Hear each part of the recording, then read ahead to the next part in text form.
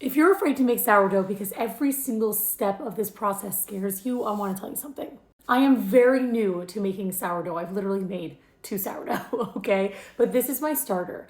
And I was so intimidated. I still am. Like, I just want to tell you, I'm still intimidated by what's going to happen. And what if this doesn't rise the way that I wanted to? What if it doesn't ferment the way I wanted to? What if I make this mistake or that mistake? What I've realized is there's not one way to make sourdough. And also, as much as this is alive and it feels like it's in charge, you are still in charge of your sourdough.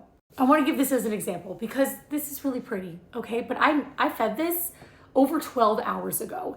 And when I've watched everybody feeding their starters and talking about how like 6 or 8 hours, their starter is ready to make dough and they're up at 6 in the morning, I'm like, I don't want to be up at 6 in the morning because I sleep in the mornings. I'm very blessed that I get to sleep in the mornings. I wake up at 8, I don't get out of bed until 9, walk the dog. Like I do a lot of things in the morning before I would start making bread, but I don't want to go to bed at like 3 in the morning so I could feed it. So what I decided to do was start researching what it means when you're feeding your sourdough. Where do you put it so that it rises slower or faster? The ratios confuse the heck out of me.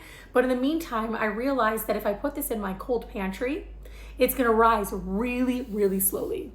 Which means that when I come down in the morning, like 13 or 14 hours after feeding my starter, she's ready for me.